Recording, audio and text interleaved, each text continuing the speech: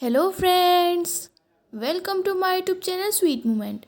I am here with a new part of Tame the Untamed. तो friends last part में मैंने आपको बताया था कि विंग और वांग जी अपने सन को चेकअप के लिए हॉस्पिटल लेके गए थे और वहाँ से आते टाइम वो दोनों उसके लिए शॉपिंग करते हुए आए थे। उन दोनों ने अपने सन का नाम वांग जीव रखा था जो कि विंग की मदर के नेम से रिलेटेड था। तो अगर आपने टेम द अनटेम्ड के पहले के पार्ट्स नहीं देखे हैं तो लिंक मैंने डिस्क्रिप्शन बॉक्स में दी है, आप वहाँ जाके देख सकते हैं। अगर आप मेरे चैनल पर न्यू हैं और आपको मेरी वीडियोस पसंद आती हैं तो इसके आगे के पार्ट्स देखने के लिए मेरे चैनल को सब्सक्राइब और बेल आइकन को प्रेस करना मत भूलिएगा। आज की स्टोरी स्टार्ट करते हैं। वांग जी ने वांग जियो के लिए मिल्क वार्म करवाया था और उसने शेफ़ को लाइट फूड बनाने का ऑर्डर दिया था। वो वांग जियो को फीड करा रहा था जिसके लिए उसे बहुत ज़्यादा कोऑपरेट करना पड़ रहा था क्योंकि ऐसा लग रहा था जैसे वांगजू को फूड से बहुत ही ज़्यादा नफ़रत है, वो कुछ भी खाने के लिए तैयार नहीं था। इधर विंग ने भी अपने सन के लिए एक प्लेइंग रूम अरेंज कर दिया था, पर उसने वांगजू के कॉट को अपने रूम में रखवाया था क्योंकि उसे चिंता थी कि कभी वांगजू के साथ कुछ हो और वो उसके साथ ना हो। तो कुछ टाइम बाद वांग जी विंग से कहता है कि उसे आज अपने ऑफिस जाना होगा क्योंकि बहुत मंथ से उसने अपने बिजनेस को चेक नहीं किया है और वो वहाँ से चला जाता है। विंग अपने सन के साथ रूम में खेलने लगता है और उसे बार बार बोलने के लिए इंकरेज कर रहा था। तभी उसके रूम का डोर बहुत ज़्यादा साउंड के साथ ओपन होता है। वांग जी वो साउंड सुनकर बहुत ही ज़्यादा स्केर्ड हो जाता है और क्राई करने लगता है। विंग इमीडिएटली अपने सन को टाइटली हग कर लेता है और कहता है, गुड बॉय, क्राई मत करो, मम्मा यहीं पे है, स्केयर होने की कोई ज़रूरत नहीं है। वांग जू भी विंग को टाइटली हग कर लेता है। विंग जब गेट की तरफ देखता है तब वो सरप्राइज रह जाता है क्योंकि वहाँ पर मैडम झान और ली झान खड़े थे। ली झान की कंडीशन बहुत ही ज़्यादा बुरी हो गई थी, उसका पूरा फेस पेल हो गया था। विंग को उसे पहचानने में भी प्रॉब्लम हो रही थी। विंग उसके इस लुक को देखकर कंफ्यूज हो जाता है। उसने कभी नहीं सोचा था कि उसने ली झान को इतनी बुरी तरीके से हार्म किया होगा। विंग की आंखों का ये कंफ्यूज लुक मैडम झान नोटिस कर लेती हैं और शाउट करते हुए कहती हैं, तुम इस तरह प्रिटेंड मत करो जैसे तुम बहुत ही ज़्यादा सरप्राइज्ड हो। यू बास्टर्ड, तुमने मेरे सन को इतना ज़्यादा हर्ट किया है। उनकी वॉइस में नफ़रत और डिस्गस्ट था। विंग मैडम झान से कुछ नहीं कहता क्योंकि वांग ज्यू अभी भी क्राई कर रहा था। वो एक मेड की तरफ टर्न होता है और वांग ज्यू को उसे दे देता है। फिर वो कहता है कि तुम वांग ज्यू को उसके प्लेइंग रूम में ले जाओ, मैं यहाँ का मैटर सॉल्व करने के बाद वहाँ आता हूँ। ये सुनकर मैडम झान और भी ज़्यादा एंग्री हो जाती हैं, पर वांग ज्यू को जैसे ही लेकर वो मेड रूम के बाहर जाने की कोशिश करती है वो और भी ज़्यादा क्राई करने लगता है। विंग तुरंत उस मेड के पास जाता है और वांगजू को फिर से अपनी गोद में ले लेता है। वो अपने फेस को विंग के कॉलर में रब कर रहा था और बार बार मम्मा बोल रहा था। ये देखकर विंग को मैडम झान पे बहुत गुस्सा आने लगता है क्योंकि कल उसने वांगजू को स्लैप किया था जिसके फिंगर के निशान आज भी उसके सन के फेस पे थे और आज जब वो हैप्पीली विंग के साथ खेल रहा था तब वो यहाँ पर उसके सन को डराने आ गई। विंग कहता है, मुझे समझ नहीं आ रहा कि आप आखिर मुझसे चाहती क्या है। आप हमेशा मुझ में कोई ना कोई मिस्टेक फाइंड करती रहती हैं और मेरी इंसल्ट करती रहती हैं। क्या आप मुझसे इतनी ज़्यादा ऑब्सेस्ड हो गई हैं? मैं आपको बिल्कुल भी नहीं समझ पा रहा। विंग को बहुत गुस्सा आ रहा था क्योंकि मैडम झान ने इतने सारे लोगों के सामने उसकी इंसल्ट कर दी थी, वो भी उस मिस्टेक के लिए जो उसने कभी की ही नहीं थी। मैडम जान कहती हैं कि इस तरह इनोसेंट बनना बंद करो।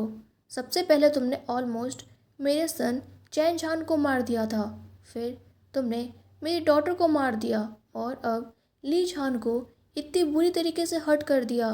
क्या तुम बहुत ही ज़्यादा क्रूअल नहीं हो? विंग क्राई करते हुए कहता है कि मैंने कभी भी ऐसा कुछ नहीं किया। आखिर आप मुझसे चाहती क्या हैं? विंग प्रेग्नेंट था और बहुत ही जल्द इमोशनल हो जाता था। मैडम झान विंग की इस कंडीशन पर स्माइल करती हैं और सोचती हैं कि ये ऐसे प्रिटेंड कर रहा है जैसे इसे कुछ समझ ही ना आ रहा हो। ये भी अपनी मदर की तरह बिच है, दोनों की दोनों फेक हैं। मैडम जान कहती हैं कि तुम ये प्रिटेंड करना बंद करो जैसे तुम्हें कुछ समझ ही ना आ रहा हो। अगर उस दिन तुम घर से नहीं भागते तो मेरे सन चैन झान को तुम्हारी एक्टिंग नहीं करनी पड़ती और फिर तुम्हारा साइको हस्बैंड उसे मारने की कोशिश नहीं करता। और अगर तुमने अपने हस्बैंड के सामने अपना मुंह नहीं खोला होता और अपने स्टूपिड पेट के बारे में उसे नहीं बताया होता तो मेरी डॉटर भी आज जिंदा होती। इसके बाद तुमने मेरे सन ली जान को हर्ट करने की कोशिश की। ये सब तुम्हारी वजह से ही हुआ है। तुम एक बुरे इंसान हो। मैं तुमसे कह रही हूँ, अगर तुमने मेरे सन के हैंड को सही नहीं किया तो मैं तुम्हारी लाइफ को हेल बना दूंगी। ये सारी बातें सुनने के बाद विंग का पूरा फेस टीयर्स से कवर हो गया था। वो एक बैड ह्यूमन नहीं था। उसने कभी भी किसी को मारने की कोशिश नहीं की थी। वो कुछ बोलने की कोशिश करता है और अपना माउथ ओपन करता है, पर उसके मुंह से वॉइस नहीं निकल रही थी। वो मैडम जान को बहुत ज़्यादा गुस्से में देखता है और शाउट करते हुए कहता है कि मैं बुरा इंसान नहीं हूँ। मैंने कभी भी किसी को मारने की कोशिश नहीं की। तुम मुझ पे गलत इल्ज़ाम लगा रही हो। तभी उस रूम में जो मेड थी वो मैडम जान से कहती हैं कि आप इस तरह हमारी बॉस की वाइफ का इंसल्ट नहीं कर सकती। प्लीज़ यहाँ से चली जाइए और कभी भी यहाँ मत आइएगा। हमारी बॉस की वाइफ ऑलरेडी बहुत ज़्यादा वीक है और अगर उन्हें कुछ हो गया तो हमारे बॉस इस बात से बिल्कुल भी खुश नहीं होंगे। उस मेड को भी मैडम जान की बातों को सुनकर बहुत ज़्यादा गुस्सा आ रहा था। वो उनकी बॉस की वाइफ का इस तरह इंसल्ट कैसे कर सकती थी। अगर उनकी बॉस की वाइफ या उस अनबॉर्न चाइल्ड को कुछ भी हो गया तो उसके बॉस पता नहीं क्या करेंगे। मैडम जान मेड से कहती हैं कि यंग वुमेन, तुम्हें केयरफुल होना चाहिए कि तुम क्या कह रही हो। तुम्हें नहीं पता है कि ये कौन है। ये पूरे वर्ल्ड के लिए एक शेम है। तुम्हें इससे पूछना चाहिए इसने अभी जिस चाइल्ड को कैरी किया हुआ है उसका फादर कौन है। विंग मैडम जान की बात सुनने के बाद अपने सन को टाइटली हक कर लेता है और वो कोशिश करता है कि उनकी बातों से ब्रेक डाउन ना हो। वो बहुत ज़्यादा स्ट्रांग है। तभी मैडम जान शॉट करते हुए कहती हैं, यू बास्टर्ड, मेरे सन को सही करो। और वो विंग की तरफ आने लगती हैं। मैडम जान को रोकने की कोशिश करती हैं पर वो मेड को साइड में पुश कर देती है और विंग को उसके कॉलर से पकड़कर ली जान के पास लेकर जाती है। ली जान की बॉडी बहुत ही ज़्यादा वीक थी और वो फ्लोर पर लेटा हुआ था। मैडम जान विंग के कानों में कहती हैं कि देखो, तुमने मेरे सन का क्या हाल कर दिया है। अब तुम्हारे पास दो ऑप्शन है। पहला ऑप्शन ये कि तुम मेरे सन को ठीक कर दो, वरना मैं तुम्हारे सन को तुमसे दूर कर दूंगी। तुम इसका ओरिजिन तो जानते ही हो। मैं तुम्हें कोर्ट में लेकर जाऊंगी और तुम्हारे सन को तुमसे हमेशा के लिए दूर कर दूंगी। फिर तुम कभी भी अपने सन का फेस अपनी पूरी लाइफ में नहीं देख पाओगे। विंग का पूरा फेस टीयर से कवर हो जाता है और मैडम जान की बात सुनते ही वो फ्लोर पर बैठ जाता है। उसके सारे क्लॉथ्स ब्लड में कवर हो जाते हैं। तभी मैडम जान को ली जान के शाउट करने की आवाज़ आती है। जब वो टर्न होती हैं तो देखती हैं कि ली जान का एक हाथ उसकी बॉडी से अलग हो गया था। उसकी पूरी बॉडी ब्लड से कवर हो गई थी। विंग, जो कि अपने सन को टाइटली हग करके फ्लोर पर बैठा था, उसके एक टेल ने ली जान के उस हैंड को कवर कर रखा था और वो इधर से उधर हवा में हिल रहा था। ये सब देखकर विंग के फेस पर एक स्माइल आ जाती है और उस रूम में जो मैड थी वो डर की वजह से शाउट करने लगती है और रूम के बाहर चली जाती है। मैडम जान ली जान के फेस को टच करते हुए बोलती हैं, माय बेबी, माय सन, तुम ठीक तो हो ना। ली जान, प्लीज़ मुझसे बात करो। उनके सन का पूरा फेस ब्लड से कवर हो गया था और ये सब उस बास्टर डेविल हार्टलेस विंग की वजह से हुआ। उसने उनके सन के एक हैंड को उसकी बॉडी से अलग कर दिया।